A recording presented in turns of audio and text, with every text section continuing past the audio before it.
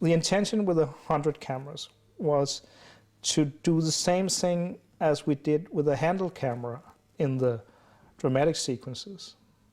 And that was to give a lot of freedom to, you know, the people in front of the camera. And to do something that was not too controlled. And instead of using a handle camera, then we would actually put up a lot of cameras, so you just covered everything in the space where you, and then you would, people would be in the images by chance. And this was the way you could cover it, right? You would get some kind of a random effect of where this was not exactly how it turned out, but the idea was to make a transmission of a live event. That was the idea, which I still think is a good idea, but we couldn't, at a certain point we tried, but we didn't have the means to do it. But we wanted Björk to sing live, and we wanted to film every dance only once, and, you know, accept whatever mistakes there were. We used the small Sony handheld DV cameras. They were stationary, and we decided that what they would do would be able to create a very omniscient perspective of Selma's mind, and to give us the opportunity to see the dances from all kinds of bizarre and strange angles. Lars was very keen about getting the best possible quality for the 100 cameras, and, you know, to shoot 100 cameras all running at the same time with 35mm film stock would have been, you know, a logistical challenge out of proportion. We would have been, you know, driving big crates of film stock into the set and out again. And just to change the film in all those cameras would have been, you know, a logistical nightmare. So we went for the electronic solution, which was also, you know, quite a big thing to start doing. What Lars wanted was a really wide image, like the big American movie type CinemaScope picture. And what you can normally do with a video camera is a little narrower screen. So to fit this wide image onto the small square chip, we had to build lenses that squeezed the picture. So actually all the shots we recorded, people were really long in the faces, and then when it's projected in the cinema, it's stretched back out to the widescreen. So that was one of the little inventions for Dancer. This is the lens used. It's a little dusty. And as you can see, this thing is round, but when you see it from the other side, it's squeezed into a oval shape. So that's what the lens does. It makes people really long in the faces. These are all the boxes for the cameras. This is camera 100, video output or input to this card, remote control, time code, and power for the camera. So that's 400 connections. So, is this gonna work? Oh yes. Something's gonna burn at some point, but we're just making ready for that. We're trying to be ready for, yeah, all the things that always happens with electronic stuff. And this is? The fire extinguisher.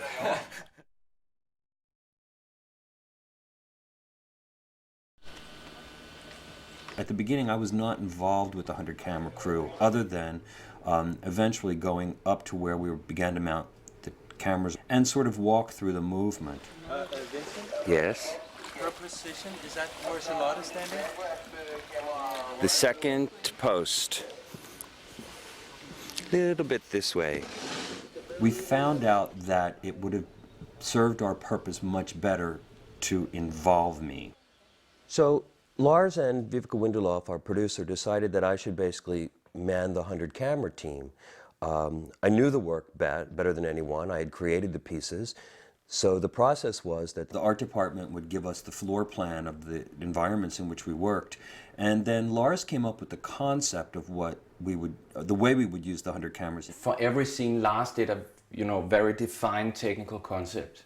like for this scene, we only use high angle shots for this type of storytelling or whatever. He would do a very precise sort of definition of how to solve the scene, and then we would just move in and do the actual placement versus the choreography, you know, relative to the briefing that Lars did. Then he and I would walk the set after I walked through the movement with him, and we would take turns kind of playing with where we felt these cameras should go. Yes, and the good thing is that this whole bridge is there, right? So you'll have this you know, structure of the bridge going by. Edward Friis-Muller would walk behind us for the most part and make little notations along with Linda, our script supervisor.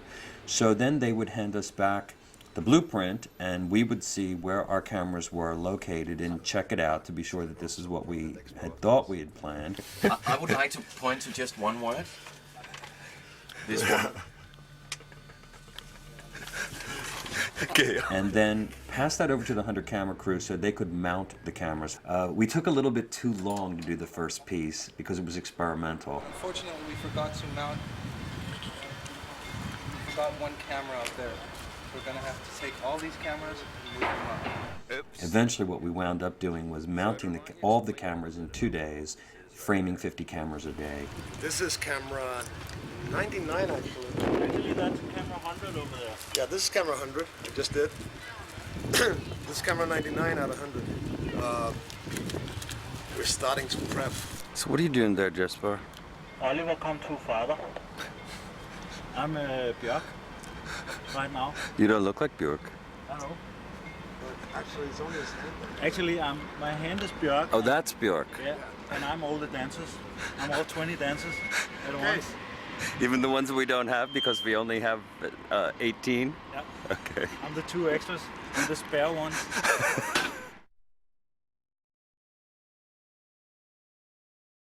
We needed some way to have a central control for the 100 cameras. So Lars, the director, Vincent Patterson, the director of dance, and the director of photography could see what we were doing with all these cameras, even when they were mounted up high in trees or wherever they were going on the train. You know, that was quite a large area.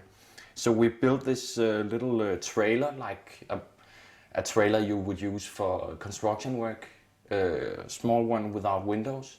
It was incredible. We could crane her up and stick her on the train if we wanted, disguise her as a coal car. We could take her off and put her in the landscape and hide her under haystacks if we needed to. And we put 10 video monitors into it, and every monitor had a switch box for it with 10 cameras connected to it.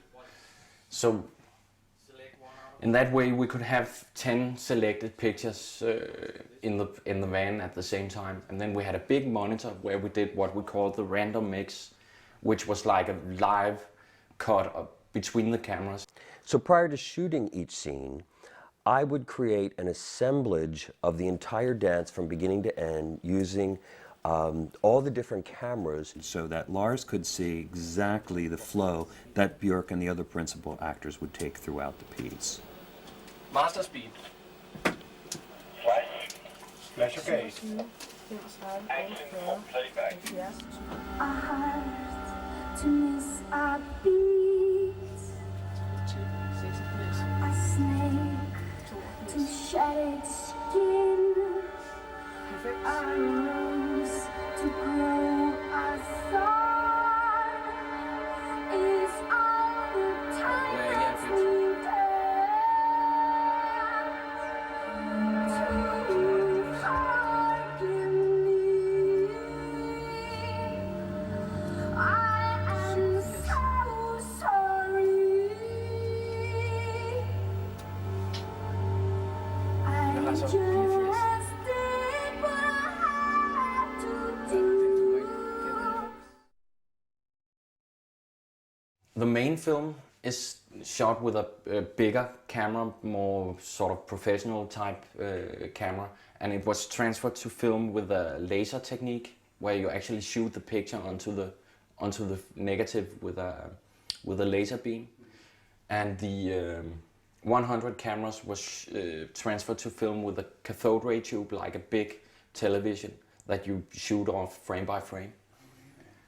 And that's actually this CRT technique, the cathode ray tube, is an older technique, and it has a very analog feel to it, and it's very, you know, it has little errors that sort of works very well with the, you know, concept for the 100 cameras. We used some of the bigger cameras for the dance scenes, for close-ups and stuff, and actually had camera operators move fixed shots around. But then to match the big cameras with the small cameras, we had to put them through an electronic filter that would destroy the image a little bit, and then it would intercut nicely with the footage from the smaller cameras. So sometimes, you know, you have to stomp on something to make it work in the sequence.